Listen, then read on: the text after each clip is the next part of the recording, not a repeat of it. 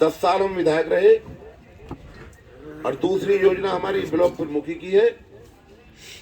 हमने इस 20 साल में किसी जाति, धर्म, किसी पार्टी या किसी भी आदमी को ये नहीं कहा कि हमें किसी ने वोट नहीं दिया है। अगर कोई विधायक बनता है, जिसने वोट दिए वो भी और जिसने वोट नहीं दिए वो भी, वो सबका विधायक होता है, सबको एक नजर से। सब ठीक है। चाचा दौलत आए, स्वागत करें।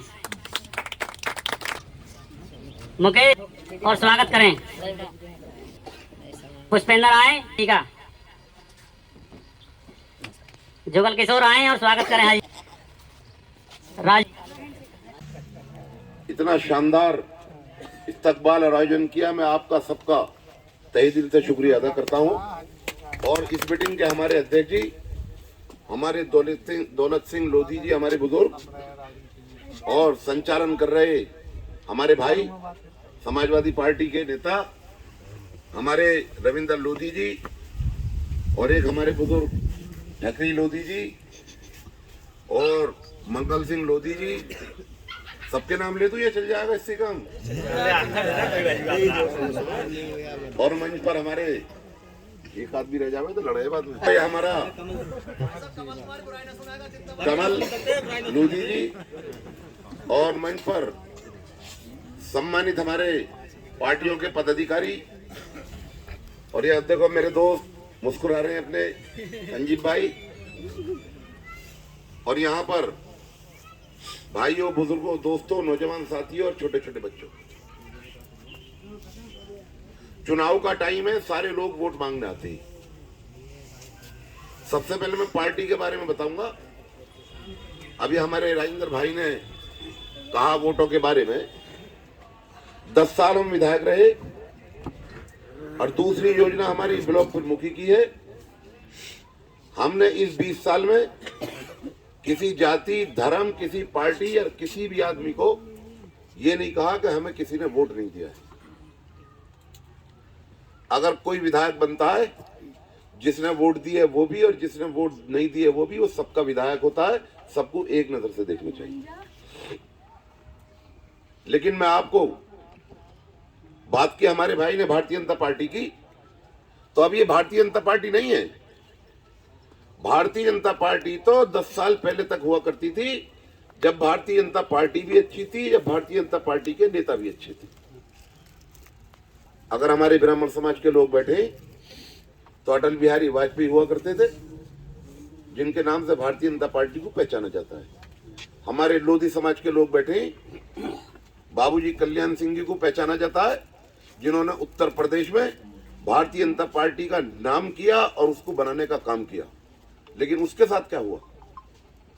हमारे शहर का हमारा भाई, जिनका नाम सुंदर सिंह लोधी था, विधायक रहे इस बुलंदशहर के, चेयरमैन भी रहे बुलंदशहर के।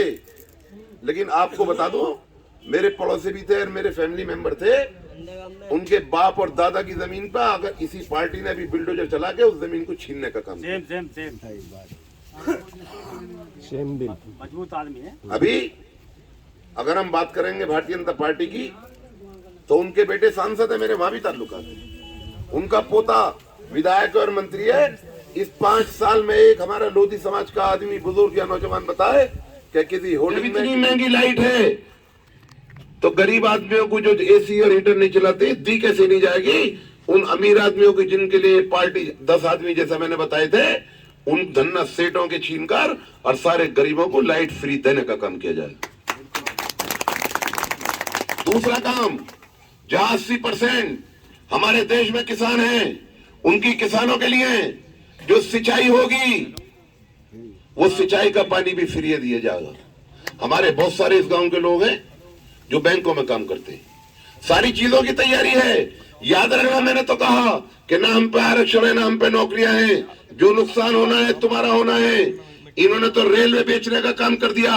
जो आपने आरक्षण में के लिए आंदोलन किया था, उस आरक्षण में डर तो गए, आरक्षण को खत्म नहीं किया, लेकिन आहिस्ता आहिस्ता उसको ऐसा खत्म कर दिया कि आरक्षण होते हुए भी तुम्हें आरक्षण मिलेगा नहीं।